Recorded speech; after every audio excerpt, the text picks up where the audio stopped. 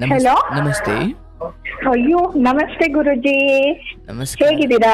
ಚೆನ್ನಾಗಿದ್ದೀನವ್ವ, ನೀವು ಹೇಗಿದ್ದೀರಿ? ತುಂಬಾ ತುಂಬಾ ಚೆನ್ನಾಗಿದ್ದೀನಿ ಗುರುಜಿ. ಅದು ನಂಗೆ ತುಂಬಾ ಖುಷಿ ಆಗ್ತಿದೆ ಗುರುಜಿ, ನಿಮ್ಮ ಹತ್ರ ಲೈನ್ ಸಿಕ್ಕಿರೋದು. ಹೌದಾ? ಖಂಡಿತ ತುಂಬಾ ದಿನದಿಂದ ಪ್ರಯತ್ನ ಪಡ್ತಿದ್ದೆ, ಈಗೂ ನಿಂದೆ ಪ್ರೋಗ್ರಾಮ್ ನೋಡ್ತಿದ್ದೆ. ಯಾವಾಗ್ಲಿಂದ ನೋಡ್ತಾ ಇದ್ದೀರಿ ಕಾರ್ಯಕ್ರಮ? ನಾನು ಸುಮಾರು 1 ವರ್ಷದಿಂದ ನೋಡ್ತಾ ಇದ್ದೀನಿ. ಆಲ್ಮೋಸ್ಟ್ 1 ವರ್ಷದಿಂದ ನೋಡ್ತಾ ಇದ್ದೀನಿ. ಒಳ್ಳೇದಾಗ್ಲವ್ವ. ಏನ್ ಮಾಡ್ಕೊಂಡ್ರು ನೀವು? ನಾನು ಹೌಸ್ ವೈಫು. House wife. ಸಂತೋಷ. ನಿಮ್ನ ಲಾಸ್ಟ್ ಟೈಮ್ ನಿಮ್ಗೆ ಯಾವ ದಿನ, ಮಂಗಳವಾರ ನಾನು ಮೆಸೇಜ್ ಮಾಡಿದ್ದೆ ಸತ್ಸಂಗದಲ್ಲಿ. ನೀವು ಸೊ ಅಲ್ಲಿ ನೀವು ರಜನಿ ರಾಮಕೃಷ್ಣ ಅಂತ ಒಂದು ಮೆಸೇಜ್ ಓದಿದ್ರಿ. ಓಕೆ. ಸೊ ತುಂಬಾ ಖುಷಿ ಆಯ್ತು, ತುಂಬಾ ಸಂತೋಷ ಆಯ್ತು ನಿಮ್ ಬಾಯಿಲಿ ನನ್ನ ಹೆಸರು ಕೇಳಿ. ಓ, ರಜನಿ ರಾಮಕೃಷ್ಣ ಅಂತ ನಿಮ್ಮ ಪ್ರೊಫೈಲ್ ನೇಮ್ ಇತ್ತಾ? ಹೌದು, ಅದನ್ನ ನೀವು ಓದಿದ್ದು ನಿಮ್ ಬಾಯಿಲಿ ನನ್ನ ಹೆಸರು ಕೇಳಿ ತುಂಬಾ ತುಂಬಾ ತುಂಬಾ ಸಂತೋಷ ಆಯ್ತು. So sweet. ನೋಡಿ ಅದನ್ನ ಕಮ್ಮಿ ಅಂದ್ರೆ 100 ಸರಿ ಕೇಳ್ಬಿಟ್ಟಿದೀನಿ ನಾನು.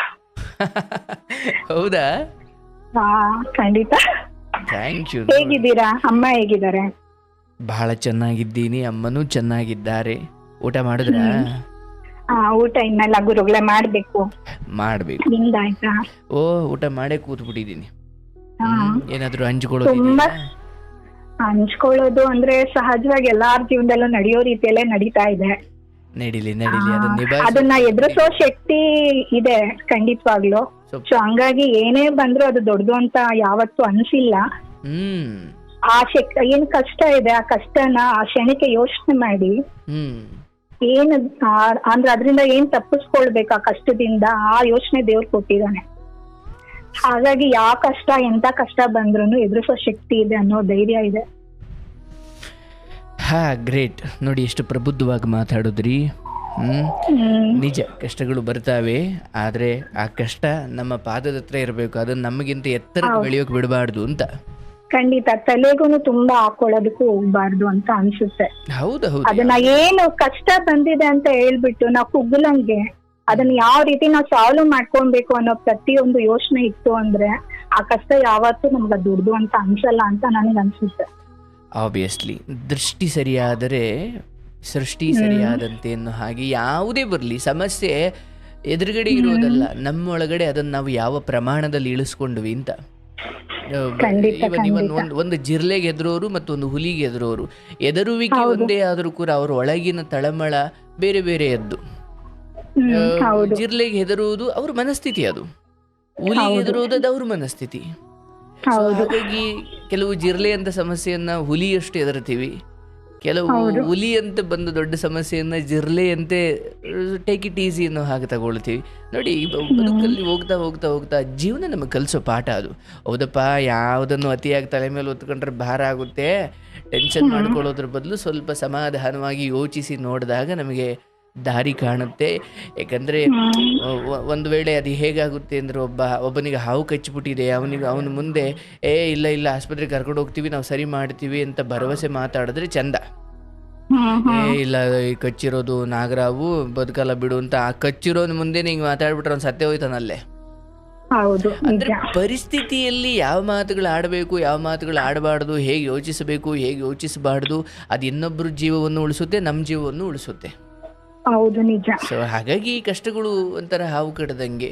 ಇಲ್ಲಪ್ಪ, ಆಸ್ಪತ್ರೆಗೆ ಹೋಗಿ ಸರಿ ಮಾಡ್ಕೊಳ್ತೀನಿ ಅಂತ ಮೊದಲನೇ ಚಿಂತನೆ ಹಿಂಗ್ ಬಂದ್ರೆ ಅವನು ಬದುಕ್ತಾನೆ.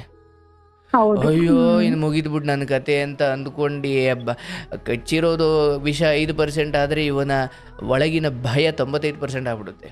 ಹೌದು, ಅವಾಗ ಇದು ಏನು ಕೆಲಸ ಮಾಡಲ್ಲ, ದಾರಿ ಕಾಣಲ್ಲ. ಇವನ್ ನಿಮಗೆ ದಾರಿಯೆಲ್ಲ ಮುಕ್ತವಾಗಿ ಕೊಟ್ಟರು ನಿಮಗೆಲ್ಲ ಕತ್ಲ ಅನ್ಸ್ಬೇಕು. ಯಾಕಂದ್ರೆ ಕತ್ತಲು ಹೊರಗಿನದ್ದಲ್ಲ, ಒಳಗಿನದ್ದು. ಹೌದು. ಅವನ ಒಳಗಿನಿಂದ ಭಯ, ಆತಂಕ, ದುಗುಡ ಅಥವಾ ಕೋಪ ಅಥವಾ ಇಂಥದ್ದು ಯಾವುದೋ ದುರ್ಗುಣಗಳಿದ್ರೆ ಅವನಿಗೆ ಹೊರಗಡೆ ಕೋಟಿ ಸೂರ್ಯರಿರ್ಲಿ ಅವನಿಗೆ ಬೆಳಕು ಕಾಣಲ್ಲ. ಹೌದು, ಖಂಡಿತ.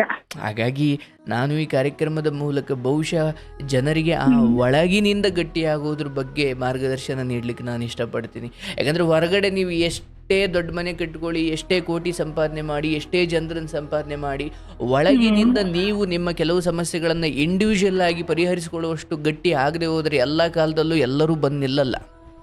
ಹೌದೌದು, ಖಂಡಿತ. ಈ ಅನುಭವಗಳೆಲ್ಲ ನಾನು ಜೀವನದಲ್ಲಿ ಬರೀ ಬದುಕಿದೀವಿ ಅಂದ್ರೆ ಬರೀ ಜೀವಿಸೋದಷ್ಟೇ ಅಲ್ಲ, ಅದ ಅನುಭವ ತಗೊಂಡು ನಾವ್ ಜೀವಿಸಿದಾಗ ಎಂತ ಕಷ್ಟ ಬಂದ್ರೂ ನಾವ್ ನಿಭಾಯಿಸ್ತೀವಿ ಅನ್ನೋ ಶಕ್ತಿ ಇದ್ದೇ ಇರುತ್ತೆ. ಅಂದ್ರೆ ಸ್ವತಂತ್ರವಾಗಿ ನಿಭಾಯಿಸೋದು ಇದೆಯಲ್ಲ. ಯಾಕಂದ್ರೆ ನಮಗೆ ತುಂಬಾ ಸಾರಿ ಒಂದು ಸೇಫ್ ಝೋನ್ ಕಟ್ಕೊಟ್ಬಿಟ್ಟಿರ್ತಾರೆ ಸಂಬಂಧಿಕರು, ನಮ್ಮವರು ತಮ್ಮವರೆಲ್ಲ ಸೇರಿ, ನಂಗೆ ಅವ್ರು ಗೊತ್ತು ಇವ್ರು ಗೊತ್ತು, ಇವ್ರು ನನ್ನನ್ನು ಕಾಪಾಡ್ತಾರೆ, ಇವ್ರು ನನ್ನನ್ನು ಕಾಪಾಡ್ತಾರೆ, ಹಿಂಗೆ ಅಂದ್ರೆ ನಮ್ಮ ಇಡೀ ಬದುಕನ್ನು ಅವ್ರಿವ್ರು ಕಾಪಾಡ್ತಾರೆ ಅನ್ನೋ ಭರವಸೆಲ್ಲೇ ಬರ್ತೀವಿ. ಬಟ್ ಒಂದು ಕೆಟ್ಟ ಗಳಿಗೆ ಬರುತ್ತೆ, ಯಾರೂ ಬರಲ್ಲ. ಬರಲ್ವೋ ಅಥವಾ ಬರೋಕೆ ಅವರಿಗೆ ಅವಶ್ಯಕತೆ ಅವಕಾಶಗಳಲ್ಲಿ ಇರಲ್ವೋ ಗೊತ್ತಿಲ್ಲ, ಬಟ್ ಒಂಟಿ ಆಗೋದಂತೂ ಒಂದಿವ್ಸ ಬಂದೇ ಬರುತ್ತೆ. ಎಲ್ಲ ಒಂದೊಂದು ಅಂತ ಅಲ್ವಾ ಗುರುಗಳೇ? ಅವಶ್ಯವಾಗಿ ಆ ಒಂಟಿ ಬಂದಾಗ ನಾನು ಒಬ್ಬನೇ. ಯಾಕಂದ್ರೆ ಒಂದು ಮೊಲ ಕಾಡು ಒಂದು ಅಂದರೆ ಬೇಟೆ ನಾಯಿ ಓಡಿಸ್ಕೊಂಡು ಬಂತು ಅಂತ ಮೊಲ ಓಡೋಡ್ ಬಂತು. ಮಧ್ಯದಲ್ಲಿ ಯಾವುದೋ ಒಂದು ಹಸು ಸಿಕ್ತು, ಸಹಾಯ ಕೇಳಿತು, ಇಲ್ಲ ಆಗಲ್ಲ ಅಂತು. ಅಲ್ಲಿ ಯಾವುದೋ ಕುದುರೆ ಸಿಕ್ತು, ಆಗಲ್ಲ ಅಂತು. ಯಾವುದೋ ಒಂದು ಕತ್ತೆ ಸಿಕ್ತು, ಎಲ್ಲ ಬದುಕಿಸಿ, ನನ್ನನ್ನು ಬೇಟೆ ನಾಯಿಯಿಂದ ಬದುಕಿಸಿ. ಯಾಕಂದರೆ ಈ ಮೊಲದ ಫ್ರೆಂಡ್ಗಳು ಇವರೆಲ್ಲ, ಹಸು, ಕುದುರೆ, ಕತ್ತೆ ಇವರೆಲ್ಲ. ಮೊಲ ಏನಂದ್ಕೊಂಡಿತ್ತು, ನಂದು ಎಂಥ ಕೆಟ್ಟ ಕಾಲ ಬಂದರೂ ಈ ಮೊಲ, ಹಸು ಇವರೆಲ್ಲ ಕಾಪಾಡ್ತಾರೆ ನನ್ನ ಅಂತ. ಒಂದು ಬೇಟೆ ನಾಯಿ ಓಡಿಸ್ಕೊಂಬಂದಾಗ ಇವರೆಲ್ಲ ಕೈ ಬಿಟ್ಬಿಟ್ರು. ಅದಕ್ಕೆ ಹೆಂಗೆ ಅನ್ಸ್ಬಿಡ್ತು, ಈಗ ನಾನು ಬದುಕಬೇಕು, ಇವರು ನಂಬ್ಕೊಂಡ್ರೆ ಆಗಲ್ಲ ಅಂತ ಹೇಳಿ ಅದೇ ಬುದ್ಧಿ ಓಡಿಸಿ ಏನೋ ಪದವಳಿಗೆ ಹೋಗೋ ಹೆಂಗೋ ಬಚಾವಾಯಿತು. ಆಮೇಲೆ ಅದಕ್ಕೆ ಅನ್ನಿಸ್ತಂತೆ, ಓಹೋ ನಾನು ಇವ್ರು ಎಲ್ಲ ಅವರೇ ಅನ್ನೋ ಧೈರ್ಯದಲ್ಲಿ ಬದುಕ್ಬಿಟ್ಟಿದ್ನಲ್ಲಪ್ಪ ಅಂತ. ಹೌದು, ಒಂಟಿ ಅದಾಗೆ ಅದ್ರ ರಿಯಾಲಿಟಿ ಗೊತ್ತಾಗೋದು. ಆ ಕಷ್ಟ ಅನ್ನೋ ಬೇಟೆ ನಾಯಿ ಹೆಂಗ್ ಬರುತ್ತೆ ಅಂದ್ರೆ, ಇವ್ರು ಯಾರು ನಿಮ್ ಜೊತೆ ನಿಲ್ಲಕ್ಕೆ ಇಷ್ಟಪಡಲ್ಲ. ಅವ್ರನ್ನ ತಪ್ಪು ಅಂತ ನಾನು ಹೇಳಲ್ಲ, ಬಟ್ ಅವ್ರ ಪರಿಸ್ಥಿತಿ ಏನಿರುತ್ತೋ ಗೊತ್ತಿಲ್ಲ. ಅವ್ರ ಪರಿಸ್ಥಿತಿ, ಅವ್ರ ಅನಿವಾರ್ಯತೆಗಳು ಬೇರೆನೆ ಇರುತ್ತೆ. ಹೌದು, ಯಾರನ್ನು ನಾವ್ ಅದನ್ನ ತಪ್ಪು ಅಂತ ತಿಳಿದಾಗ ಅದು ತಪ್ಪಾಗುತ್ತೆ, ಸರಿ ಅನ್ಕೊಂಡಾಗ ಸರಿ ಅನ್ಸುತ್ತೆ. ನಿಜ. ಹಾಗಾಗಿ ನಾನೇನು ಹೇಳ್ತೀನಿ, ಆದಷ್ಟು ಆ ಬೇಟೆ ನಾಯಿಯಿಂದ ಸ್ವತಂತ್ರವಾಗಿ ಹೆಂಗ್ ತಪ್ಪಿಸ್ಕೊಳ್ಬಹುದು ಅಂತಾನೆ ನಾವು ಬದುಕಲ್ಲಿ ಟ್ರೈನಿಂಗ್ ಪಡ್ಕೊಳ್ಬೇಕು.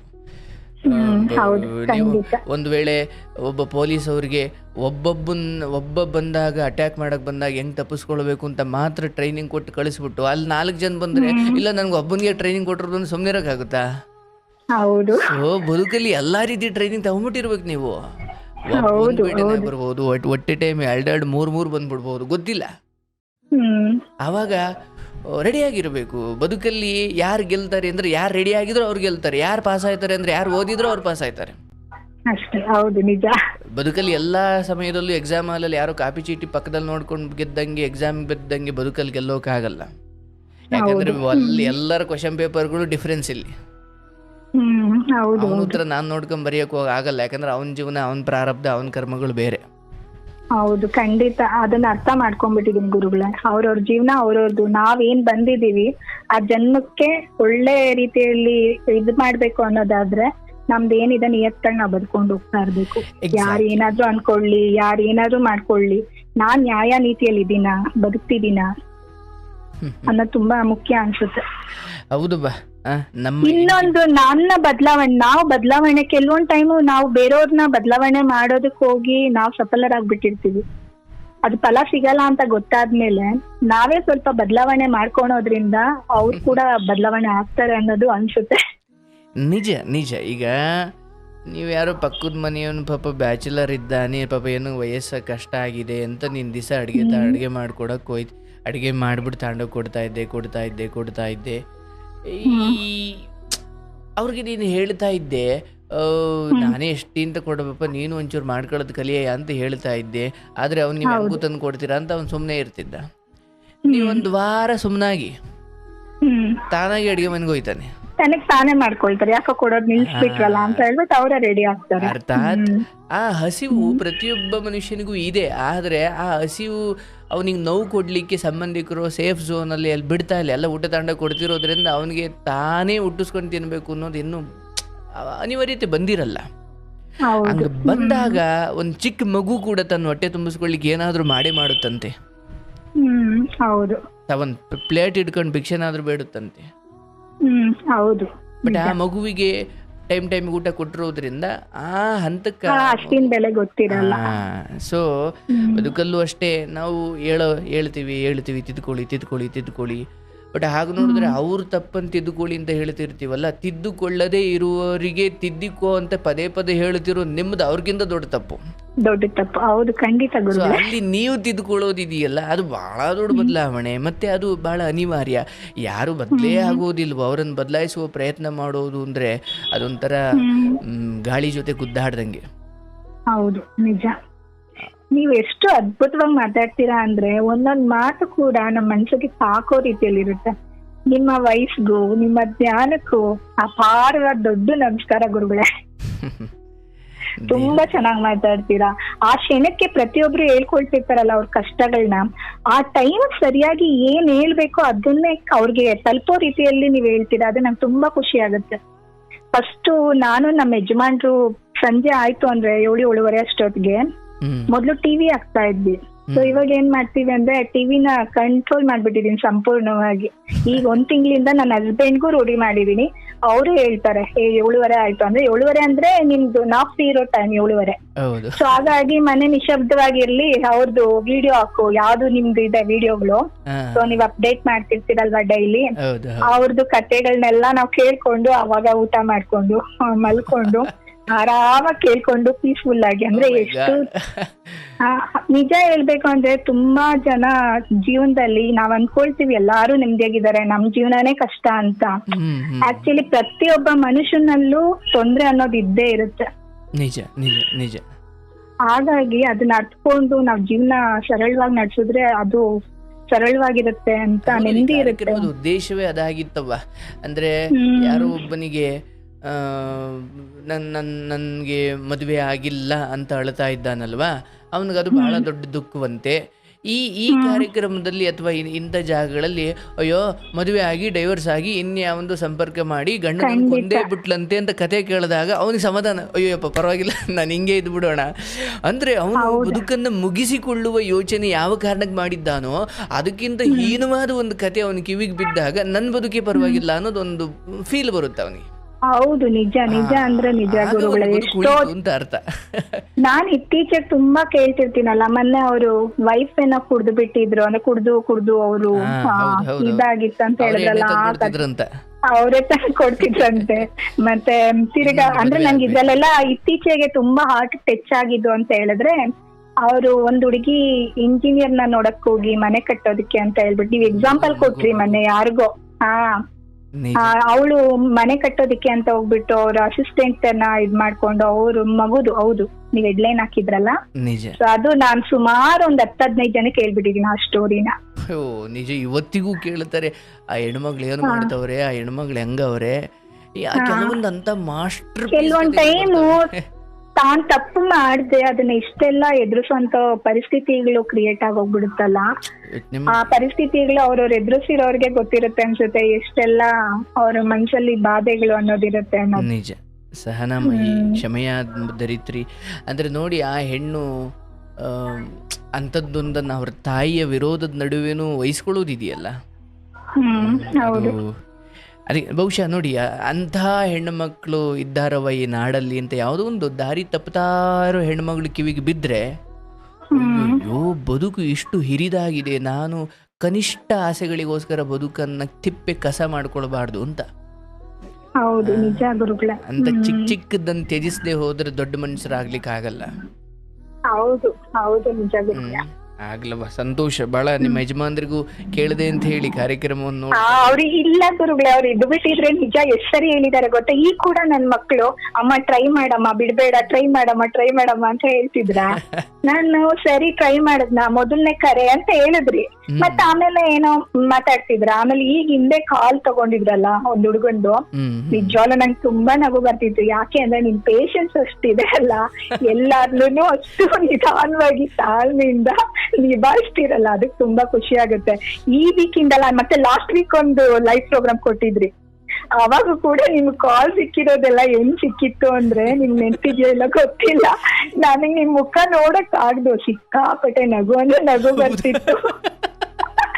ಹೆಂಗ್ ತಡ್ಕೊಳ್ತೀರ ಇವ್ರು ಇದೆಲ್ಲಾನು, ಅಷ್ಟು ಪೇಷಂಟ್ ಇಂದ ಅವರು ಲೈಫ್ ಜರ್ನಿನ. ಆಕ್ಚುಲಿ ನನ್ಗೂ ಆಸೆ ಇದೆ, ಇಲ್ಲ ಅಂತಲ್ಲ, ನಂದೂನು ನಿಮ್ ಹತ್ರ ಎಲ್ಲಾ ಶೇರ್ ಮಾಡ್ಕೊಂಡು ಅಂತ. ಬಟ್ ಆದ್ರೆ ಅದು ನನ್ ವಿಚಾರವಾಗಂತೂ ಚಿಕ್ಕದಾಗ ಮುಗಿಯಲ್ಲ. 1 ಅವರ್ಗಂತೂ ಮುಗಿಯಲ್ಲ. ಹಂಗಾಗಿ ನನ್ಗೆ ಅದೇ ಹೇಳಿದ್ನಲ್ಲ, ನಾನು ನಿಭಾಯಿಸೋ ಶಕ್ತಿ ಇದೆ. ಇರೋದ್ರಲ್ಲಿ ನಾನು ತುಂಬಾ ಖುಷಿಯಾಗಿದ್ದೀನಿ, ಸಂತೋಷವಾಗಿದ್ದೀನಿ. ನನ್ಗೆ ಯಾವ್ದೇ ರೀತಿ ತೊಂದ್ರೆ ಇಲ್ಲ. ನಾನು ಈಗ ಅಂದ್ರೆ ಎಣ ಹೋರಕ್ಕೆ ಬಂದ್ಬಿಟ್ಟು ನಿಂದಾದ್ರೇನು ಮುಂದಾದ್ರೆ ನಿಜ, ನಿಮ್ಮನ್ನಂತೂ ನೋಡೋದಕ್ಕೆ ಆಗಲ್ಲ ನನಗೆ. ಮೊನ್ನೆನೆ ನಗು. ಈಗ ಹಿಂದೆ ಕಾಲ್ ತಗೊಂಡ್ರು ಸಖತ್ ನಕ್ಕಿದೀನಿ. ಅವ್ರು ಹಾಡು ಹೇಳು ಅಂತ ಹೇಳಿದ್ರೆ, ಜನಗಣ ಹೇಳಿದ್ರಲ್ಲ, ಎಲ್ಲಾನು ಎಬ್ರು ನಿಲ್ಲೋಸು ಅಂತಷ್ಟು ಹಾಡ್ನ ಹೇಳಿದ್ರಲ್ಲ. ನನ್ನ ಮಕ್ಳು ಅಮ್ಮ ಇಯರ್ಫೋನ್ ಹೋಗುತ್ತೆ, ಕ್ಯಾಮ್ರಾ ಹೋಗುತ್ತೆ ಅಂದ್ರೆ ಒಂದ್ ಕೂತಿರ್ತೀವಿ. ನನಗೆ ಧರ್ಮ ಸಂಕಟ ಅಲ್ಲ, ನನ್ನ ಮಕ್ಳು ಅವ್ರಿಗೆ ಹೇಳ್ಕೊಟ್ಟಿದ್ದಾರಲ್ಲ ಸ್ಕೂಲಲ್ಲಿ, ಅಮ್ಮ ಆಂಟಮ್ ಇದ್ ಮಾಡ್ತಿದ್ರಮ್ಮ, ನಿಂತ್ಕೋಬೇಕಮ್ಮ, ಜನಗಣಮನ ಹೇಳ್ತಿದ್ದಾರೆ ಅವರು ಅಂತ ಹೇಳ್ಬಿಟ್ಟು ಅವರು ಸ್ಟ್ಯಾಂಡ್ ಅಪ್ ಇದ್ರಲ್ಲಿ ನಿಂತ್ಕೊಂಡಿದ್ದಾರೆ. ನೋಡಿ, ಕೆಲವೊಂದು ಈ ಕಾರ್ಯಕ್ರಮ ಎಲ್ಲ ನವರಸಗಳಿಗೂ ಸಾಕ್ಷಿ ಆಗ್ಬಿಡುತ್ತೆ ಕೆಲವೊಮ್ಮೆ ನೋಡ್ಬೇಕು. ಹೌದು, ಆದ್ರೆ ನೀವು ನಾನು ನಿನ್ನೆ ವಿಡಿಯೋಗಳು ರೆಗ್ಯುಲರ್ ಆಗಿ ಕೇಳ್ತಾ ಇದ್ನಲ್ಲ, ಕೇಳ್ತಾ ನಿನ್ನೆ ಓಲ್ಡ್ ವಿಡಿಯೋಗೆ ಹೋದೆ. ಹಳೇದು ಯಾವ್ದೋ ಒಂದು ಏನೋ ಸೈಬರ್ ಏನೋ ನಡೆಸ್ತಿದ್ರಂತೆ. ಆ ಹುಡುಗನ್ ಬಂದು 28 ವರ್ಷ, ಹುಡುಗಿನ ಇಷ್ಟಪಡ್ತಾ ಇದ್ದೀನಿ ಅಂತ. ಅದು ತುಂಬಾ ದಿನ ಆಗಿದೆ, ಅದು ವಿಡಿಯೋ ಹಾಕಿ ನೀವು. ಸೊ ಅದನ್ನ ನೋಡೋಣ ಅಂತ ನೋಡ್ತಿದ್ದೆ. ಅವಾಗ ಕೂಡ ಹಾಡು ಹೇಳಿ ಅಂತ ರೇಗಿಸ್ತಾ ಇದ್ರಿ ನೀವು. ಅವ್ನು ಹೇಳೇ ಇಲ್ಲ, ಕೊನೆಗೂ ಹೇಳಿಲ್ಲ. ಅಂದ್ರೆ ಏನಂದ್ರೆ, ಕೆಲವೊಂದು ಫೀಲಿಂಗ್ಸ್ ಕೇಳಿದಾಗ ನಮ್ಗೆ ಫೀಲ್ ಆಗುತ್ತೆ, ಅಯ್ಯೋ ಎಷ್ಟೆಲ್ಲ ಅನ್ಭವಿಸ್ತಿದಾರಲ್ಲ ಪಾಪ, ಅವ್ರಿಗೆ ಎಷ್ಟೆಲ್ಲ ಕಷ್ಟ ಇದೆಯಲ್ಲ ಅನ್ನೋ ರೀತಿಯಲ್ಲಿ. ಆದ್ರೆ ಇನ್ನ ಕೆಲವೊಂದು ಈ ತರದೆಲ್ಲ ನೋಡಿದಾಗ ನಿಮ್ ಬಗ್ಗೆ ತುಂಬಾ ಅಯ್ಯೋ ಪಾಪ, ಹೆಂಗ್ ಇವ್ರು ತಡ್ಕೊಳ್ತಾರೆ ಇವ್ರನ್ನೆಲ್ಲ. ಆಮೇಲೆ ಯಾರಾದ್ರೂ ಹೇಳ್ಬೇಕು ಅಂದ್ರೆ ಅವ್ರಿಗೆ ಮಕ್ಕಳಿಂದ ಚಿಕ್ಕ ವಯಸ್ಸಿಂದಾನೇ ಸ್ಟಾರ್ಟ್ ಮಾಡ್ತಾರೆ ಹೊರತು ಯಾರು ಬೇಗ ಮುಗಿಸೋ ಅಷ್ಟು ಮಟ್ಟಕ್ಕೆ ಇರಲ್ಲ. ಕೇಳ್ತೀನಿ ಅಂದ್ರೆ ನೋಡಿ, ಒಬ್ರು ಇವತ್ತಿಗೆ ಹೇಗ್ ವರ್ತಿಸ್ತಾ ಇದ್ದಾರೆ ಅವರ 28, 29, 30, 35ರಲ್ಲಿ. ಸೊ ಅವ್ರ ಬಾಲ್ಯ ಹೆಂಗ್ ಬೆಳೆದ್ರು ಅನ್ನೋದು ನಾನ್ ತೀರ್ಪು ಕೊಡ್ಲಿಕ್ಕೆ ಮುಖ್ಯ ಆಗುತ್ತೆ. ಬೆಳೆದಿರ್ತಾರೆ ಅಥವಾ ಅವ್ರದ್ದೇನೋ ಒಳಗಡೆ ಫ್ರಸ್ಟ್ರೇಷನ್ ಹಂಗೆ ಉಳ್ಕೊಂಡಿರುತ್ತೆ, ಅದೆಲ್ಲೋ ಬಂದು ಇಲ್ಲಿ ಹೊರಗಡೆ ಹಾಕ್ಬಿಟ್ಟಿರ್ತಾರೆ. ಸೊ ನಾನೇ ಬೇಕು ಅಂತಲೇ ಎಷ್ಟು ಜನ ಮಕ್ಕಳು ಅಲ್ಲಿಂದ ಯಾಕೆ ಶುರು ಮಾಡ್ತೀನಿ ಅಂದ್ರೆ, ನನ್ಗೆ ಅಲ್ಲಿಂದ ಗೊತ್ತಾಗದ ಹೊರತು ನಾನು ಅರ್ಧಂಬರ್ಧ ತೀರ್ಪು ಕೊಟ್ಟಂಗೆ ಆಗ್ಬಿಡುತ್ತೆ. ನಾನು ಹಿಂಗೆಲ್ಲ ಇಲ್ಲೂ ಬಳಲು ಬಂದು ತವ್ರ ಮನೇಲೂ ನೆಮ್ಮದಿ ಇಲ್ಲದೆ, ಗಂಡನ ಮನೇಲೂ ಏನೋ ಒಳ್ಳೇದಾಗುತ್ತೆ ಅಂತ ಬಂದು ಇಲ್ಲೂ ಇದೇ ಆಯ್ತಲ್ವ. ಸೊ ಅವಾಗ ನನ್ಗೆ ಎರಡೂ ಅರ್ಥ ಆಗುತ್ತೆ ಈಕೆ ಯಾವ ಸ್ಥಿತಿಲಿ ಇದ್ದಾರೆ. ಯಾಕಂದ್ರೆ ಅಲ್ಲಿ ಸುಖವಾಗಿ ಬಂದು ಇಲ್ಲೇನೋ ಕೆಟ್ಟ್ರಿ ಎಂದಾಗ ಒಂದು ತೀರ್ಪು ಇರುತ್ತೆ. ಸೊ ಅಲ್ಲೂ ಕಷ್ಟ ಅನುಭವಿಸಿ ಇಲ್ಲೂ ಬಂದು ದುಃಖ ಅನುಭವಿಸ್ತಿದ್ದೀವಿ ಎಂದಾಗ ಒಂದ್ ರೀತಿ ಅವ್ರಿಗೆ ಸಾಂತ್ವನ ಹೇಳಬೇಕಾಗುತ್ತೆ. ಆದ್ರೆ ನಿಮ್ ಮಾತು ನೀವ್ ಏನ್ ಕೇಳ್ತಿರಲ್ಲ, ಆ ಕತೆಗೆ ತಕ್ಕನಂಗೆ ನಿಮ್ಮ ಮಾತು ತುಂಬಾ ಅರ್ಥಪೂರ್ಣವಾಗಿರುತ್ತೆ. ತುಂಬಾ ಅರ್ಥಪೂರ್ಣವಾಗಿರುತ್ತೆ. ನನ್ಗೆ ಅದು ತುಂಬಾ ಟಚ್ ಆಗುತ್ತೆ ಗುರುಗಳೇ. ನಿಮ್ಮ ಒಂದು ಮಾತಿನ ರೀತಿ, ಆ ವೈಖರಿ ಎಲ್ಲ ತುಂಬಾ ಚೆನ್ನಾಗಿ ನಾವು ನಡೆಸ್ತಿದ್ದೀರಾ. ಪ್ರೋಗ್ರಾಮ್ ತುಂಬಾ ಚೆನ್ನಾಗಿ ಬರ್ತಿದೆ. ನನ್ ಪ್ರಕಾರ ಈ ತರ ಕತೆಗಳನ್ನ ಕೇಳ್ತಿರೋರು ನಂತರನೇ ನಿಜವಾಗ್ಲೂ ಯೋಚನೆ ಮಾಡ್ತಾರೆ, ಅಷ್ಟು ದೊಡ್ಡದೇನೆ ಅಲ್ಲ, ನಮ್ ಕಷ್ಟಗಳನ್ನ ನಿಭಾಯಿಸ್ಕೊಂಡು ಹೋಗೋಣ ಆರಾಮಾಗಿ, ಪ್ರತಿಯೊಬ್ರು ಜೀವನದಲ್ಲೂ ಇರೋಂಥದ್ದೇ ಅನ್ನೋ ರೀತಿಯಲ್ಲಿ ಅನ್ಸುತ್ತೆ. ಮನುಷ್ಯನಿಗೆ ಬರ್ದೆ ಮರ ಗಿಡಗಳಿಗೆ ಬರುತ್ತಾ ಆ ಕಷ್ಟಗಳು ಅನ್ನೋ ರೀತಿಯಲ್ಲಿ ನಮ್ಮನ್ನ ನಾವು ನಿಭಾಯಿಸ್ಕೊಂಡು ಹೋಗೋ ರೀತಿಯಲ್ಲಿ ಪ್ರತಿಯೊಬ್ರು ಕಲಿತಾರೆ ಈ ಕಾರ್ಯಕ್ರಮದಿಂದ. Thank you. ತುಂಬಾ ಚೆನ್ನಾಗಿ ಬರ್ತಿದೆ. ಮತ್ತೆ ನಿಮ್ ಬಗ್ಗೆನು ಕೇಳ್ದೆ, ನೀವು ಯೂಟ್ಯೂಬ್ ಇದ್ರಲ್ಲಿ ಆಂಕರಿಂಗ್ ಆಗಿ ಇದ್ ಮಾಡ್ಬೇಕು ಅಂತಿದ್ರಿ ಅಂತ ಅಂದ್ಬಿಟ್ಟು ಕೆಲವೊಂದೆಲ್ಲ ಹೇಳ್ತಿದ್ರಿ. ಬಟ್ ಆದ್ರೆ ನಿಮ್ಮ ಜ್ಞಾನಕ್ಕೆ ಇದಕ್ಕೂ ತುಂಬಾ ಚೆನ್ನಾಗಿದೆ ಗುರುಗಳೇ. ಎಲ್ಲಿ ನಿಮ್ದು ಆಶ್ರಮ ಇರೋದು? ಬೆಂಗಳೂರು ಹತ್ರ. ಸೊ ನೀವು ವಾಟ್ಸಪ್ ಮಾಡಿದ್ರೆ ಅಡ್ರೆಸ್ ಕಳಿಸ್ತಾರವಾ? ನಾನ್ ಮಾಡಿದೀನಿ ಗುರುಗಳೇ, 2 ನಂಬರ್ ಇಂದ ಬಂದಿದ್ದೆ ನಿಮ್ದು, ಬಟ್ ಏನು ರಿಪ್ಲೈ ಬಂದಿಲ್ಲ ನಂಗೆ. ಹೌದಾ? ಮಾಡಿ ನಮ್ಗೆ ಸಾಧ್ಯ ಆದ್ರೆ ಒಮ್ಮೆ ನಿಮ್ಮನ್ನ ಭೇಟಿ ಆಗ್ಬೇಕು. ಹಾಗೆ ನೀವು ಅಲ್ಲಿ ಆಶ್ರಮ ಕಟ್ಟೋದಕ್ಕೆ ಏನೋ ಇದ್ ಮಾಡ್ಬೇಕು ಅಂತ ಅಂದ್ಬಿಟ್ಟು ಮೆನ್ಷನ್ ಮಾಡಿದ್ರಿ ಅಲ್ವಾ, ಆದಷ್ಟು ಸ್ಟಾರ್ಟ್ ತಗೊಳ್ಳೋ ಮುಖಾಂತರ ಇದ್ ಮಾಡಿ ಅಂತ. ಒಮ್ಮೆ ನನ್ನನ್ನ ಮೀಟ್ ಆಗ್ಬೇಕು ಅನ್ನೋ ಒಂದು ಆಸೆನೂ ಕೂಡ ಇದೆ ನನ್ಗೆ. ಇವತ್ತು ಅಲ್ಲೊಂದು ಮೆಸೇಜ್ ಮಾಡಿ ವಾಟ್ಸಪ್ ಇದೇ ನಂಬರ್ಗೆ. ಸೊ ಖಂಡಿತ ಭೇಟಿ ಆಗೋಣವಾ? ಆಯ್ತಾ? ಖಂಡಿತ. ನಾನು ತುಂಬಾ ಕಾಯ್ತಿರ್ತೀನಿ. ತುಂಬಾ ಸಂತೋಷ ಆಯ್ತು ನಿಮ್ ಜೊತೆಲಿ ಮಾತಾಡಿ. ನಿಮ್ಮ ಅಭಿಮಾನಿ ಕೂಡ ನಾನು. ಈಗ ಹೆಂಗೆ ಇವರು ಕೆಲವರು ಹೇಳ್ತಾರಲ್ವಾ, ನಾನ್ ದರ್ಶನ್ ಅಭಿಮಾನಿ, ಇಲ್ಲ ನಾನ್ ಪುನೀತ್ ರಾಜ್ಕುಮಾರ್ ಅವ್ರ ಅಭಿಮಾನಿ ಕೂಡ. ನೆಕ್ಸ್ಟ್ ನಿಮ್ಮ ಅಭಿಮಾನ ಅಂತ ಬಂದಾಗ ನಿಮ್ಮ ಮೇಲೆ ಅಷ್ಟೇ ಅಭಿಮಾನ, ಪ್ರೀತಿ, ಗೌರವ ಎರಡೂ ಇದೆ. ಹಾಗಾಗಿ ನೀವ್ ಎಲ್ಲಿವರೆಗೂ ಕಂಟಿನ್ಯೂ ಮಾಡ್ತೀರಾ ಕಾರ್ಯಕ್ರಮನ, ಅಲ್ಲಿವರೆಗೂ ನಾನ್ ನೋಡ್ತಿರ್ತೀನಿ. Thank you. ಬಹಳ ಖುಷಿ ಆಯ್ತು. ನಮಗೂ ಒಬ್ರು ಅಭಿಮಾನಿಯವರೇ ಅಂತ ಕೇಳಿ. ಹೌದು, ನೀವ್ ಇಷ್ಟೆಲ್ಲ ಸಾಂತ್ವನ ಕೊಡ್ತೀರಾ ಮನುಷ್ಯರನ್ನು, ಅಂದ್ರೆ ಅವ್ರ ಕಷ್ಟಗಳು ಹೇಳ್ಕೊಂಡಾಗ ಒಂದು ಔಷಧಿ ಕೊಡೋಗೆ ಎಷ್ಟು ಜನ ನಿಮ್ಗೆ ಹೇಳ್ತಾರೆ, ಗುರುಗಳೇ ನೀವ್ ಹೆಂಗ್ ಹೇಳಿದ್ರೆ ಹಂಗೆ ಅನ್ನೋ ರೀತಿಯಲ್ಲಿ ಅವರು ನಿಮ್ಗೆ ಆ ಸ್ಥಾನ ಕೊಟ್ಟಿದ್ದಾರೆ ಅಂತ ಹೇಳಿದಾಗ ಅದೊಂಥರ ಖುಷಿ ಅನ್ಸುತ್ತಲ್ಲ. Thank you. ಮತ್ತೆ ನಿಮ್ಮನ್ ಮದ್ವೆ ಆದವರು ತುಂಬಾ ಪುಣ್ಯ ಮಾಡಿರ್ಬೇಕು ಗುರುಗಳೇ, ಯಾಕಂದ್ರೆ ನಿಮ್ಮ ಹತ್ರ ಅಷ್ಟು ಅದ್ಭುತವಾದ ಕಲೆ ಇದೆ. ಯಾರಿಗೆ ಗೊತ್ತವ್ವ. ಆಗಲಿ, ನಿಮ್ಮ ಪ್ರೀತಿ, ನಿಮ್ಮ ನೋಡಿ ಎಷ್ಟು ಒಂದು ಅದ್ಭುತವಾದ ಪ್ರಬುದ್ಧವಾಗಿ ಬದುಕನ್ನು ನೋಡುವ ದೃಷ್ಟಿಕೋನ ಎಷ್ಟು ಚಂದ ಮಾಡಿಕೊಂಡಿದ್ದೀರಿ. ದೇವರು ತಾಯಿ ಒಂದು ಹೆಣ್ಮಗಳು ಆ ಮನೆಗೆ ಹೀಗೆ ಯೋಚಿಸೋಳಿದ್ದಾಗ ಆ ಇಡೀ ಮನೆ ಬೆಳಕಾಗಿರುತ್ತೆ. ಅದು ಮಕ್ಕಳಿಗೂ ಮಾರ್ಗದರ್ಶಕವಾಗುತ್ತೆ, ಗಂಡನಿಗೂ ಮಾರ್ಗದರ್ಶಕವಾಗುತ್ತೆ. ಸೊ ಹೆಣ್ಣು ಈ ಮಟ್ಟಿನ ಪ್ರಬುದ್ಧತೆಯಿಂದ ಬದುಕೋದು ಆ ಇಡೀ ಮನೆಯ ಸಂತಾನಗಳ ನಾಳೆಗಳ ದೃಷ್ಟಿಯಿಂದ ಬಹಳ ಒಳ್ಳೆಯದು. ಹಾಗಾಗಿ ನೀವು ಈ ಸಮಯದಲ್ಲಿ ಒಂದೆರಡು ಕಾರ್ಯಕ್ರಮದ ಬಗ್ಗೆ ಬಹಳ ಚೆನ್ನಾಗಿ ತಿಳಿಸಿ ನನಗೆ ಬಹಳ ಖುಷಿ ಆಯಿತು. Thank you. ಇಂಥ ಸಮಯದಲ್ಲಿ ಸಾರ್ಥಕ ಅನಿಸುತ್ತೆ. ಓಕೆ ಫೈನ್, ಯಾವುದೋ ಯಾರೋ ಒಬ್ಬರಿಗೆ ಅದು ಬಹಳ ಖುಷಿ ಕೊಟ್ಟಿದೆ, ನೆಮ್ಮದಿ ಕೊಟ್ಟಿದೆ, ಅಥವಾ ಯಾಕಂದರೆ ತಪ್ಪಾಗಿ ಎಂಟರ್ಟೈನ್ ಮಾಡೋ ಬದಲು ಬಹುಶಃ ನಾನೇನೋ ಒಂದು ಒಳ್ಳೇದು ಕೊಟ್ಟಿದ್ದೀನಿ ಅನ್ನೋ, ಅಥವಾ ಒಬ್ಬರ ಜೀವನಕ್ಕೆ ಒಂದು ಸತ್ಯಾಂಶ ತೋರಿಸ್ತೀರಾ ನೀವು. ಸತ್ಯಾಂಶನ ಅಂದ್ರೆ ಇನ್ನೊಂದು ಏನ್ ಗೊತ್ತಾ ಗುರುಗಳೇ, ಇವಾಗ ನಾನಂತೂ ಚಾಯ್ಸ್ ಮಾಡೋದು ಜಾಸ್ತಿ ಸ್ನೇಹದಲ್ಲಿ. ಅಂದ್ರೆ ಇವಾಗ ನಾನ್ ಕಷ್ಟನ ಒಬ್ರಿಗೆ ಹೇಳ್ಕೊಳ್ತೀನಿ ಅಂದಾಗ ಅದಕ್ಕೆ ಅರ್ಥ ಇರ್ಬೇಕು, ಅಂದ್ರೆ ಅವ್ರಿಗೂ ಅರ್ಥ ಆಗ್ಬೇಕು, ನಮ್ಮ ನೋಡೋ ರೀತಿ ಬದಲಾವಣೆ ಆಗ್ಬಾರ್ದು, ನಮ್ಮನ್ನ ಸ್ಪಂದಿಸೋ ರೀತಿಯಲ್ಲಿ ಇರ್ಬೇಕು. ನಾನು ಆ ರೀತಿ ಸೆಲೆಕ್ಟೆಡ್ ಪೀಪಲ್ಗಳನ್ನ ಹತ್ರ ಮಾತ್ರನೇ ನಾನು ನನ್ ಕಷ್ಟನ ಹೇಳ್ಕೊಳ್ಳೋದು. ಯಾಕಂದ್ರೆ ನಾವ್ ಎಲ್ಲಾರ ಹತ್ರನೂ ನಮ್ ಕಷ್ಟಗಳನ್ನ ಹೇಳ್ಕೊಂಡಾಗ ನಮ್ಗೆ ಯಾವತ್ತೂ ಅದಕ್ಕೆ ಒಳ್ಳೆ ರೆಸ್ಪಾನ್ಸ್ ಬರಲ್ಲ. ಬೇರೆ ರೀತಿಯಲ್ಲೇ ನಮಗ್ ನಾವು ಚೀಪ್ ಆಗ್ತೀವಿ ಅನ್ನೋ ಮೈಂಡ್ ಅನ್ಸುತ್ತೆ ನನಗೆ. ಸೊ ಹಂಗಾಗಿ ಅವ್ರ ಮನ್ಸುಗಳಲ್ಲೇ ಕೆಲವ್ರಿಗೆ ಒಳ್ಳೆಯವ್ರು ಸಿಗ್ತಾರೆ, ಕೆಲವ್ರು ಸಿಗಲ್ಲ. ಅವ್ರ ಮನ್ಸಲ್ಲಿ ಆಳ್ವಾಗ ಕೆಲವೊಂದಿರುತ್ತೆ. ಇಂಥ ಕಾರ್ಯಕ್ರಮದಲ್ಲಿ ಅವ್ರಿಗೆ ಇಂಥ ಚಾನ್ಸ್ ಸಿಕ್ಕಿದಾಗ ಅವ್ರು ಖಂಡಿತ ತುಂಬಾ ಒಳ್ಳೆ ರೀತಿಯಲ್ಲಿ ಆಚೆ ಆಗ್ತಾರೆ. ಅವ್ರ ಮನ್ಸಲ್ಲಿ ಇರೋದು ತುಂಬಾ ಹಗುರ ಆಗುತ್ತೆ. ಏನೋ ಒಂದು ನಿಜ ಹೇಳ್ಬೇಕಂದ್ರೆ ಅವ್ರು ರಾತ್ರಿ ನೆಮ್ಮದಿ ನಿದ್ದೆ ಮಾಡ್ತಾರೆ ಅನ್ಸುತ್ತೆ, ಅಷ್ಟ್ರ ಮಟ್ಟಕ್ಕೆ ಅವರು ಹಗುರ ಆಗ್ತಾರೆ. ನಿಜ, ಆ ನಿರಾಳತೆ ಬೇಕು. ಮನುಷ್ಯನಿಗೆ ಏನು ಉಪಕಾರ ಮಾಡ್ತವೋ ಗೊತ್ತಿಲ್ಲ, ಬಟ್ ಹೊರಗಡೆ ಹಾಕಿರೋದು ಇದೆಯಲ್ಲ ಅದು ಬಹಳ ದೊಡ್ಡ ಹೀಲಿಂಗ್. ಅದು ಏನ್ ಗೊತ್ತಾ, ಈ ಕ್ಷಣದ ನೋವು ಹೇಳೋದು ಬೇರೆ. ನನ್ಗೆ ಇವತ್ತೇನೋ ಈ ತರ ಆಗೋಗ್ಬಿಟ್ಟಿದೆ, ನನ್ಗೆ ಹಿಂಗ್ ಕಷ್ಟ ಆಯ್ತು, ಇಲ್ಲ ನನ್ನ ಮನೆ ಫ್ಯಾಮಿಲಿ ಈಗ ಹೇಳೋದು ಬೇರೆ. ನನ್ನ ಬಾಲ್ಯದಿಂದ ಹೇಳ್ಕೊಂಡ್ ಬರ್ತೀನಲ್ಲ, ನಾನ್ ನೆನ್ಪ್ ಮಾಡ್ಕೊಂತ ಬರ್ತೀನಲ್ಲ, ಅಲ್ಲಿ ಅದಾದ್ಮೇಲೆ ಅವ್ರು ಕೇಳಿಸ್ಕೊಂಡಾಗ ಅವ್ರ ಸರಿ ತಪ್ಪುಗಳಲ್ಲಿ ಅರ್ಥ ಆಗ್ತಾ ಹೋಗುತ್ತೆ. ನಿಜ ನಿಜ ನಿಜ, ಬ್ಯೂಟಿಫುಲ್ ಬ್ಯೂಟಿಫುಲ್, ಚೆನ್ನಾಗಿ ಹೇಳಿದ್ರು. ಹಂಗಾಗಿ ತುಂಬಾ ಚೆನ್ನಾಗ್ ಬರ್ತಿದೆ. ಪ್ರತಿಯೊಬ್ಬ ನನ್ಗಿದು ಪ್ರೋಗ್ರಾಮ್ ಏನಂದ್ರೆ ಎಲ್ಲದಕ್ಕಿಂತ ಬೆಟರ್ ಅಂತಾನೆ ನಾನ್ ಮನೇಲಿ ಟಿವಿ ಆಫ್ ಮಾಡ್ತೀನಿ. ಯಾಕಂದ್ರೆ ನಿಮ್ಮ ಮಾತುಗಳು, ಈಗ ನನ್ನ ಮಗಳು 6th ಓದ್ತಿದ್ದಾಳೆ, ಮಗ 2nd ಸ್ಟ್ಯಾಂಡರ್ಡ್ ಓದ್ತಿದ್ದಾನೆ.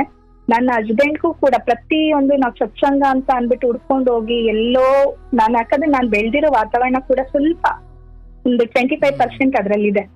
ಸೊ ಹಾಗಾಗಿ ಆ ಜ್ಞಾನ ಮಕ್ಕಳಲ್ಲಿ ಅಳವಡಿಸ್ಕೋಬೇಕು. ನಿಮ್ಮಂತ ಜ್ಞಾನಿಗಳ ಮಾತನ್ನ ಅವ್ರು ಕೇಳ್ತಾ ಕೇಳ್ತಾ ಅವ್ರು ಏನ್ ಕೇಳ್ತಾರೋ ಕೇಳಲ್ವೋ ಅಟ್ಲೀಸ್ಟ್ ಆ ಕಿವಿಗ್ ಬೀಳ್ತಾ ಇರತ್ತಲ್ಲ ಆ ಮಾತುಗಳು, ಒಂಚಿವರೆ ಮಾತುಗಳಾಗಿ ಬೀಳ್ತಾ ಇರತ್ತಲ್ಲ, ಆ ಒಂದು ಜೀವನದ ಒಂದು ಇದು ಸಿಗ್ಲಿ, ಗಂಧ ಸಿಗ್ಲಿ ಅನ್ನೋ ಕಾರಣಕ್ಕೆ ನಾನ್ ಪ್ರತಿದಿನ ಸಂಜೆ 7:30 ಹಂಗೆ ನನ್ನ ಏನಿದೆ ರಾತ್ರಿ ನಾನು 10 ಗಂಟೆ 10:30ವರೆಗೂ ನಿಮ್ ಕಾರ್ಯಕ್ರಮ ಒಂದಾದ್ಮೇಲೆ ಒಂದು, ಹಳೆ ಪ್ರೋಗ್ರಾಮ್ ಆದ್ರೂ ಪರವಾಗಿಲ್ಲ, ಈಗ ನೀವ್ ಹಾಕಿರೋ ಪ್ರತಿಯೊಂದು ನೋಡ್ಬಿಟ್ಟಿದೀನಿ. ಹಾಗಾಗಿ ಹಳೇದು ನಾನ್ ಹಿಂದೆ ಯಾವ್ದು ನೋಡಿಲ್ಲ ಆ ಪ್ರೋಗ್ರಾಮ್ಗಳನ್ನ ನೋಡ್ಕೊಂಡು ಹಾಕೊಂಡು ಮಕ್ಳಿಗೆ ಕೇಳಿಸ್ತಾ ಇರ್ತೀನಿ. ಯಾಕಂದ್ರೆ ನೀವ್ ಮಾತಾಡೋ ರೀತಿ ಎಲ್ಲ ತುಂಬಾ ಚೆನ್ನಾಗಿದೆ. ಮಾತಾಡೋ ರೀತಿ ನನ್ಗೆ ಅದು ಏನ್ ಅನ್ಸುತ್ತೆ ಅಂದ್ರೆ ಆ ಕ್ಷಣಕ್ ನಿಮ್ಗೆ ಹೆಂಗ್ ಉತ್ತರ ಬರುತ್ತೆ, ಅಷ್ಟು ಚೆನ್ನಾಗಿ ಹೇಳ್ತೀರಾ. ಆ ಪಾಯಿಂಟ್ ಅಲ್ಲಿ ಎಲ್ಲಿಂದ ಬರುತ್ತೆ ನನಗೆ ನಿಜ ಗೊತ್ತಿಲ್ಲ. ನಂಗೆ ನೆನ್ನೆನೆ ಗೊತ್ತಾಗಿದೆ ನಿಮ್ಮ ನೆನ್ನೆನೋ ಮೊನ್ನೆನೋ ಒಬ್ರು ಜೊತೆಲಿ ಮಾತಾಡ್ತಿದ್ರಿ. ಹೌದು, ಈಗ ಮೊನ್ನೆ ಅನ್ಸುತ್ತೆ, ಅದೇ ನಾನು ನೆನ್ನೆ ವಿಡಿಯೋ ನೋಡ್ದೆ ಅನ್ನಲ್ಲ, 26 ವರ್ಷ, ನನ್ಗೆ ನಿನ್ಗಿಂತ 1-2 ವರ್ಷನೋ ಏನೋ ಜಾಸ್ತಿ ಅನ್ನೋ ರೀತಿಯಲ್ಲೋ ಏನೋ ಹೇಳ್ತಾ ಇದ್ರಿ ನೀವು. ಹುಡುಗನಿಗೆ. ಸೊ ಅವಾಗ ನಾನ್ ಅನ್ಕೊಂಡೆ ನೀವ್ ಹಾಡುಗಳು ಹೇಳ್ತಿರ್ತೀರಲ್ವಾ, ಹಾಡುಗಳು ಹೇಳಿದ್ದೆಲ್ಲ ನೋಡ್ದೆ. ಸೊ ನೀವು ಆಲ್ಮೋಸ್ಟ್ ನನ್ನ ಏಜು ಹಿಂದೆ ಮುಂದೆ ಇರ್ಬೋದು, ಯಾಕಂದ್ರೆ ನಮ್ ಏಜ್ ಅಲ್ಲಿ ನಮ್ ಟೀನೇಜ್ ಅಲ್ಲಿ ಬಂದಂತ ಸಾಂಗುಗಳವೆಲ್ಲಾನು. ಸೊ ಆ ರೀತಿ ಯೋಚನೆ ಮಾಡ್ಬಿಟ್ಟು ನನ್ನ ಹಸ್ಬೆಂಡ್ ಹೇಳ್ದೆ, ಇವ್ರು ಆಲ್ಮೋಸ್ಟ್ ನನ್ನ ಏಜ್ ಹೆಚ್ಚು ಕಮ್ಮಿ ಇರ್ತಾರೆ ರೀ ಅಂತ. ಬಟ್ ಆವಾಗ ಕೇಳ್ಬಿಟ್ಟು ತುಂಬಾ ಖುಷಿ ಆಯ್ತು ಆಕ್ಚುಲಿ. ಬಹಳ ಚಿಕ್ಕವರು ಅಂತ. ಚಿಕ್ಕವರಲ್ಲ ಸರ್, ನಾನೇನ್ ಚಿಕ್ಕವಳಲ್ಲ, ನಂದು ನನಗೆ 34 ವರ್ಷ. ಬಟ್ ಆಲ್ಮೋಸ್ಟ್ ಆ ಏಜ್ ಅಲ್ಲಿ ಇದ್ದೀರಾ ಅಂತ ಅನ್ಕೊಂಡಿದ್ದೆ ನಾನು. ನಿಜ ನಿಜ, ಥ್ಯಾಂಕ್ ಯು ಬಹಳ. ಬಟ್ ಆದ್ರೆ ನಿಮ್ಮ ಜ್ಞಾನಕ್ಕೆ, ನಿಮ್ಮ ಶಕ್ತಿ ಇನ್ನ ಒಂದಷ್ಟು ಜನಕ್ಕೆ ಒಳ್ಳೇದಾಗ್ಲಿ. ತುಂಬಾ ತುಂಬಾ ಸಂತೋಷ ಆಯ್ತು ಈ ದಿನ, ನಂಗೆ ತುಂಬಾ ಸಂತೋಷವಾದ ಮಯ ಅನ್ಸುತ್ತೆ. ಆಬ್ವಿಯಸ್ಲಿ ನೀವು ಆರಂಭದಲ್ಲಿ ಆ ಎಕ್ಸೈಟ್ಮೆಂಟ್ ಅಲ್ಲಿ ನನಗೆ ನಂಗೆ ಭಯ ಆಗೋಯ್ತು. ಅದು ಕಾಲು ಏನ್ ಗೊತ್ತಾ, ಕಾಲು ಮಾಡ್ತಾ ಇದ್ನಲ್ವಾ, ಕಾಲ್ ಸಿಗಲ್ಲ ಬಿಡು, ನಾನು ಸುಮಾರು ಸರಿ ಟ್ರೈ ಮಾಡಿದೀನಿ, ಕಾಲ್ ಸಿಗಲ್ಲ ಬಿಡು ಅನ್ನೋ ಮೈಂಡ್ ಸೆಟ್ ಇತ್ತು ನನ್ಗೆ. ಸಡನ್ ನೀವ್ ಎತ್ಬಿಟ್ಟು ನಾನು ಪ್ರೋಗ್ರಾಮ್ ಅಲ್ಲಿ ಅಂದ್ರೆ ನಾನು ಡಕ್ ಕಲೆಕ್ಷನ್ ಮಾಡ್ಬಿಟ್ಟು ಕೇಳ್ತೀನಿ, ಸೊ ಹಂಗ್ ಕನೆಕ್ಟ್ ಮಾಡಿ ಕೇಳೋದಕ್ಕೂನು ನಿಮ್ ಫೋನ್ ಅಲ್ಲಿ ಮಾತಾಡೋದಕ್ಕೂ ಸ್ವಲ್ಪ ಎಲ್ಲೋ ಒಂದ್ ಕಡೆ ಭಯ, ನರ್ವಸ್ ಅನ್ನೋದು ಸಡನ್ ಆಗಿ ಆಯ್ತು. ಬಟ್ ಆದ್ರೆ ನಾನು ಒಬ್ಳೆ ಇದ್ದಾಗ ತುಂಬಾ ಯೋಚನೆ ಮಾಡ್ತಿದ್ದೆ, ಹಿಂಗ್ ಹೇಳ್ಬೇಕು, ಹಿಂಗ್ ಮಾತಾಡ್ಬೇಕು, ಹಿಂಗ್ ಅನ್ನೋದೆಲ್ಲ ಬರ್ತಿತ್ತು. ಬಟ್ ಇವಾಗ ಏನು ಬರ್ತಾ ಇಲ್ಲ. ಇಟ್ಸ್ ಓಕೆ, ಇಷ್ಟು ಮಾತಾಡಿ ಬಹಳ ಖುಷಿ ಆಯ್ತು. ಆ ಡಕ್ ಸೇರ್ಸ್ಕೊಂಡಿದ್ದೀರಲ್ವ, ತಾಂಡ ಬೀದಿಗೆ ಇಕ್ಬಿಡಿ ಹೇಳ್ತೀನಿ. ಇಲ್ಲ ಮಾಡ್ಬಿಟ್ಟು ಬೀದಿಗೆ ಇಕ್ಬಿಡಿ, ಅಲ್ಲಿ ಎಲ್ಲ ಕೇಳಿಸ್ಕೊಂಡ್ಬಿಡ್ಲಿ. ಅಂತ ಚಾನ್ಸ್ ಸಿಕ್ಕಿದ್ರೆ ಅಂತ ಚಾನ್ಸ್ ಸಿಕ್ಕಿ ಒಂದ್ 10-15 ಜನ ಕುತ್ಕೊಳ್ತಾರೆ ಅನ್ನೋದಾದ್ರೆ ಖಂಡಿತ ನಾನು ಆ ಕೆಲ್ಸ ಮಾಡ್ತೀನಿ. ಅಟ್ಲೀಸ್ಟ್ ನನಗಾಗೋ ಖುಷಿ ನಿಮ್ಗೂ ಆಗ್ಲಿ ಕೇಳಿ ಅಂತ ಹೇಳ್ಬಿಟ್ಟು. ನಾನ್ ತುಂಬಾ ಜನ ಕೇಳ್ತೀನಿ ಗೊತ್ತಾ, ನನ್ನ ಫ್ರೆಂಡ್ಸ್ ಸರ್ಕಲ್ ಎಲ್ಲ ಇದಾರಲ್ಲ, ಅವ್ರ ಏನಾದ್ರು ಫೀಲ್ ಆದಾಗ ಹೇಳ್ತೀನಿ, ನಿಮ್ ಕಷ್ಟಕ್ಕಿಂತ ನಮ್ಮಂಗೆ ಪ್ರತಿಯೊಬ್ರು ಕಷ್ಟಗಳು ಅಂತ ಹೇಳ್ಕೊಂಡು ಅವ್ರವ್ರದ್ದೇ ಆ ಜೀವನದಲ್ಲಿ ಕಷ್ಟ ಅನ್ನೋದು ಪ್ರತಿಯೊಬ್ಬ ಮನುಷ್ಯನಲ್ಲೂ ಇರುತ್ತೆ. ಈ ಲಿಂಕ್ ಕಳಿಸ್ತೀನಿ, ಇದ್ರಲ್ಲಿ ಕೆಲವೊಂದು ಡೈಲಿ ಕೇಳೋ ಅಭ್ಯಾಸ ಮಾಡ್ಕೊಳ್ಳಿ, ಅವಾಗ ನಿಂಗೆ ಅನ್ಸುತ್ತೆ ಯಾವ್ದು ಏನ್ ಫಸ್ಟ್ ದೊಡ್ಡದಲ್ಲ ಅಂತ ಅಂದ್ಬಿಟ್ಟು ಅಂತ ಅಂದ್ಬಿಟ್ಟು ಹೇಳ್ತಾ ಇರ್ತೀನಿ. ಬಟ್ ಅವ್ರುಗಳು ಕೇಳ್ತಿರ್ತಾರೆ. ಮೊನ್ನೆ ನಾನು ಏನ್ ಮಾಡಿದೆ ಅಂದ್ರೆ, ನೀವು ಮೆಸೇಜ್ ಓದಿದ್ರಲ್ಲ, ಆ ಮೆಸೇಜ್ ನ ಶಾರ್ಟ್ ವಿಡಿಯೋ ಮಾಡ್ಕೊಂಡು ನನ್ನ ಫ್ರೆಂಡ್ಸ್ಗೆಲ್ಲ ಸೆಂಡ್ ಮಾಡಿದ್ದೆ. ಅಂದ್ರೆ ಅಷ್ಟು ಖುಷಿ ಆಯ್ತು ನಿಮ್ ಬಾಯಲ್ಲಿ ನನ್ನ ಮಾತು ಕೇಳಿ. ಅವನ್ನೆಲ್ಲ ನೀವು ಅಷ್ಟು ಬ್ಯೂಟಿಫುಲ್ ಮೊಮೆಂಟ್ಸ್ ಅಂದ್ಕೊಳ್ತೀರಾ ಅಂದ್ರೆ ಅದರ ಅರ್ಥ ನಮಗ್ ನೀವು ಅಷ್ಟು ಮಹತ್ವ ಕೊಟ್ಟಿದ್ದೀರಿ ಅಂತ. ಅದಕ್ಕೆ ನಾನು ಖಂಡಿತ ಗುರುಗಳೇ, ಅದು ಏನೋ ಗೊತ್ತಿಲ್ಲ, ಅಷ್ಟು ಅಭಿಮಾನ ನಿಮ್ಮ ಮೇಲೆ ಬೆಳೆದಿದೆ. ತುಂಬಾ ಸಂತೋಷ ಆಯ್ತು ನಿಮ್ ಜೊತೆಲಿ ಮಾತಾಡಿ. ನನಗೂ ತುಂಬಾನೇ ಸಂತೋಷ ಆಯ್ತು. ಖಂಡಿತ ನನಗೂ ಬಹಳ ಖುಷಿ ಆಯ್ತವ. ಒಳ್ಳೇದಾಗ್ಲಿ, ನಿಮ್ಮ ಕುಟುಂಬಕ್ಕೆ ಒಳ್ಳೇದಾಗ್ಲಿ, ಯಜಮಾನರಿಗೆ ಒಳ್ಳೇದಾಗ್ಲಿ, ಮಕ್ಕಳಿಗೆ ಒಳ್ಳೇದಾಗ್ಲಿ. ಹೀಗೆ ಕಾರ್ಯಕ್ರಮ ನೋಡ್ತಾ ಇರಿ, ಹಾಗೂ ಭಗವಂತ ನಿಮ್ಗೆ ಒಳ್ಳೇದು ಮಾಡ್ಲವ, ಶುಭವಾಗ್ಲಿ. ಥ್ಯಾಂಕ್ ಯು ಗುರುಗಳೇ, ಥ್ಯಾಂಕ್ ಯು ಸೋ ಮಚ್. ನೋಡಿ, ನಾನು ಇಲ್ಲೇನು ಈ ಹೆಣ್ಮಗಳು ಕತೆ ಇಲ್ಲದೆ ಹೋದ್ರು ಅಂದರೆ ಅವರೇನು ಹೇಳ್ಕೊಳ್ಳದೆ ಹೋದ್ರು, ಇಷ್ಟು ಸಮಯ ಯಾಕೆ ತಗೊಂಡೆ ಅಂದರೆ, ನೋಡಿ ಅವರಲ್ಲಿ ತುಂಬ ಸೂಕ್ಷ್ಮವಾಗಿ ಒಂದು ವಿಚಾರ ಹೇಳಿದ್ರು.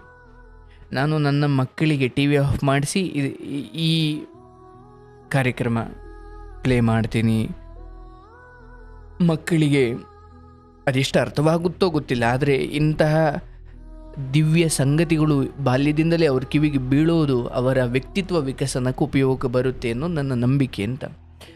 ನೋಡಿ, ಅದು ಬಹಳ ಮುಖ್ಯವಾದ ವಿಚಾರ. ನನಗೆ ನಂಬಿಕೆ ನನಗೆ ನೆನಪಿರೋ ಹಾಗೆ, ನಾನು ಮಿಡ್ಲಿ ಸ್ಕೂಲಿಂದಲೂ ಕೂಡ ಈ ಟಿ ವಿ ನೋಡೋ ಹುಚ್ಚು ನನಗಷ್ಟು ಇರಲಿಲ್ಲ. ಬಟ್ ನನಗೆ ಈ ವಿವೇಕವಾಣಿ ಅಂತ ಒಂದು ಆಧ್ಯಾತ್ಮಿಕ ಪತ್ರಿಕೆ ಬರೋದು, ಸ್ಕೂಲಿಗೆ ಬರೋದು, ನಾವು ಹಳ್ಳಿಲಿ ಓದಬೇಕಾದ್ರೆ ನಾನು ಅದನ್ನು ಅಂದರೆ ನ್ಯೂಸ್ ಪೇಪರ್ ಓದ್ತಿರ್ಲಿಲ್ಲ ಅಷ್ಟೊಂದು, ಬಟ್ ವಿವೇಕವಾಣಿಯನ್ನು ನಾನು ಹೆಚ್ಚು ಓದ್ತಾ ಇದ್ದೆ, ಕತೆ ಪುಸ್ತಕಗಳನ್ನು ಓದ್ತಾ ಇದ್ದೆ. ಅಂದರೆ ಈ ಭಜನೆಗಳಲ್ಲಿ ಭಾಗವಹಿಸ್ತಾ ಇದ್ದೆ, ಅಥವಾ ಹಿರಿಯರು ಕೂತ್ಕೊಂಡು ಏನೋ ಮಾತಾಡ್ತಾರೆ ಎಂದಾಗ ಮಧ್ಯೆ ಬಾಯಿ ಹಾಕ್ದಂಗೆ ಹೋಗಿ ಸುಮ್ಮನೆ ಕೂತ್ಕೊಂಡು ಅವ್ರು ಮಾತಾಡೋದೆಲ್ಲ ಕೇಳಿಸ್ಕೊಳ್ತಾ ಇದ್ದೆ. ಅಂದರೆ ನೋಡಿ, ಈ ಹೆಣ್ಮಗಳು ನನ್ನ ಮಕ್ಕಳಿಗೆ ನಾನು ಟಿ ವಿ ಹಾಕಲ್ಲ ಗುರುಗಳೇ, ಇಂಥವನ್ನೆಲ್ಲ ಕೇಳಿಸ್ತಾ ಹೋಗ್ತೀನಿ. ನನ್ನ ಕಾರ್ಯಕ್ರಮನ ಕೇಳಿಸಿ ಅಂತ ನಾನು ಖಂಡಿತ ಹೇಳಲ್ಲ, ನನಗಿಂತ ಅದ್ಭುತವಾಗಿ ಹೇಳೋರು ಮಹನೀಯರಿದ್ದಾರೆ. ಸೊ ಅಂಥ ವಿಚಾರಗಳನ್ನು ಕೇಳಿಸ್ತಾ ಹೋಗಿ. ಅವಾಗ ಏನಾಗುತ್ತೆ, ಆ ಆರಂಭದಿಂದ ನೀವು ಹಾಕುವ ಇಂಥ ಚಿಕ್ಕ ಪುಟ್ಟ ಗೊಬ್ಬರಗಳು ಅವರು ಮುಂದೆ ಒಳ್ಳೆ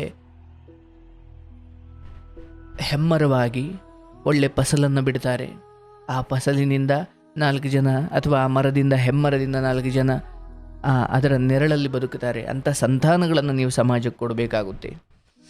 ಸೊ ಹಾಗಾಗಿ ಅವ್ರು ಹೇಳ್ಬೇಕಾದ್ರೆ ನನಗೆ ಇಂಟ್ರೆಸ್ಟಿಂಗ್ ಅನ್ನಿಸ್ತು. ಅವ್ರ ಗಂಡ ಅವರು ಕೇಳ್ತಾರೆ, ಅವ್ರ ಮಕ್ಕಳು ಕೇಳ್ತಾರೆ. ಸೊ ದಯವಿಟ್ಟು ನಿಮ್ಮ ಮಕ್ಕಳಿಗೆ ಎಂಟರ್ಟೈನ್ಮೆಂಟ್ ತೋರಿಸ್ಲಿ ಬಿಡಿ ಅಂತ ನಾನು ಹೇಳಲ್ಲ. ಒಂದು ಹಾಡು ಹೇಳೋ ಕಾರ್ಯಕ್ರಮ ಆಗಿರ್ಬೋದು, ಓಕೆ ಫೈನ್, ಜೊತೆ ಇಲ್ಲಿ ಇಂಥ ವಿಚಾರಗಳನ್ನು ಕೇಳಿಸ್ತಾ ಹೋಗಿ ಕೂತ್ಕೊಂಡು ಅದು ರೂಢಿ ಮಾಡಿಸಿ, ಆಮೇಲೆ ಅವರೇ ಕೇಳ್ತಾರೆ. ಆಯಿತಾ? ಒಳ್ಳೆಯದಾಗಲಿ.